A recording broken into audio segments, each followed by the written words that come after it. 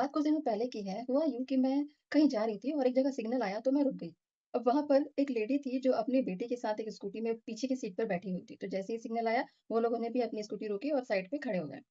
अब इतने में ही एक पीछे से कार आ रही थी जिसको लेफ्ट साइड जाना था। तो जो स्कूटी यहाँ पे खड़ी हुई थी, वो थोड़ा-सा उसके पास से इस तरह से गुज़र के रुक गई। तो जो लेडी बैठी हुई थी, उसको ये लगा कि उनके पैर के पास में से वो गाड़ी इतना पास नज़दीक से कैसे जा रही है। ये सोचकर वो लेडी बहुत ज़्यादा गुस्से में आ गई। वो अपनी स्कूटी से उतरी और कार के सामने खड़े होकर उनके साथ बहुत ज़्यादा गुस्से में बहस करने लगी।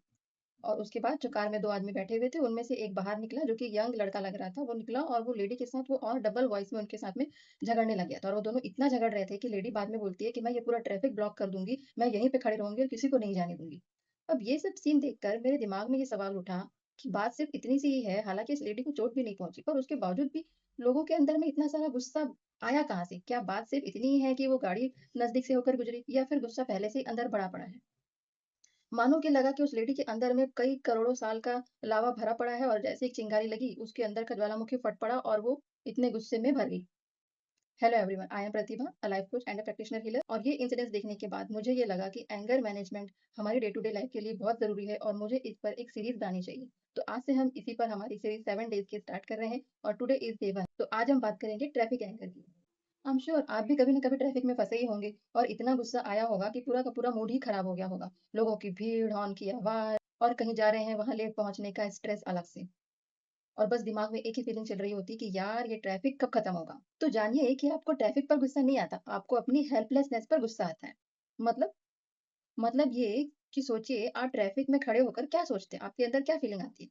कि मैं स्टक हो गया हूँ, मैं कुछ कर नहीं सकता, सिचुएशन मेरे कंट्रोल में नहीं है। और यही सारी फीलिंग फिर फ्रस्ट्रेशन में कन्वर्ट हो जाती है और जो कि गुस्सा बन के बाहर फूटता है।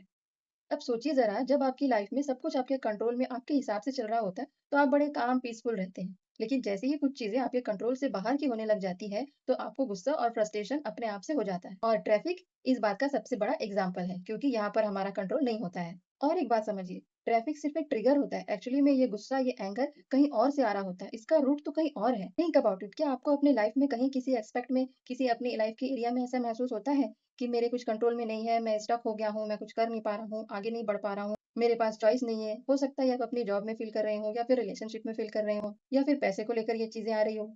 और ट्रैफ़िक बस ये उसी फीलिंग को एक्टिवेट कर देता है। नेक्स्ट टाइम जब भी आप ट्रैफ़िक में हो और गुस्सा आए, तो तुरंत रिएक्ट मत करिए। आप ये सोचिए कि मुझे ये गुस्सा क्यों आ रहा है? बस ऑब्ज़र्व करिए, मैं गुस्सा हूँ या हेल्पलेस फ़ील कर रहा हूँ? मुझे सिचुएशन पर गुस्सा है या अपनी लैक ऑफ कंट्रोल पे गुस्सा है? और ये अवेयरनेस ही माय डियर गेम चेंज कर देती है। तो आप ट्रैफिक में सिचुएशन को कैसे हैंडल करें? जब भी गुस्सा आए, 2-4 लंबी गहरी साँसें लें। सिचुएशन को एक्सेप्ट करें कि हाँ, इसको मैं चेंज नहीं कर सकता, थोड़े टाइम के बाद ये अपने आप ठीक हो जाएगा। सो याद रखिए, ट्रैफिक आपको डिस्टर्ब नहीं करता, आपका अंदर का रेजिस्टेंस आपको डिस्टर्ब करता है। और जिस दिन आपने कंट्रोल छोड़ दिया, उस दिन आपको बड़ा ही पीसफुल अनुभव होगा। तो नेक्स्ट टाइम जभी भी ट्रैफिक में गुस्सा आए, तो याद रखना कि मैं स्टक नहीं हूँ, मैं पॉज़ में हूँ। अगर आप ये प्रैक्टिस करने वाले हैं, तो कमेंट में लिखिए पॉज़। फ्रेंड्स, अगर आपको लगता है कि इस वीडियो ने आपकी लाइफ में कुछ वैल्यू ऐड की है, तो डिस्क्रिप्शन में हमारी कम्युनिटी की लिंक दी हुई है। आप वहां जाकर हमारी कम्युनिटी ज्वाइन कर सकते हैं। वहां पर हम बहुत सारे लॉ ऑफ अट्रैक्शन, मैनिफेस्टेशन और हीलिंग टेक्निक के बारे में बहुत सारी बातें करते हैं और शेयर करते हैं। वहां पे आप हमारे साथ ज्वाइन होके हीलिंग की प्रैक्टिस भी कर सकते हैं, जो कि बिल्कुल फ्री है।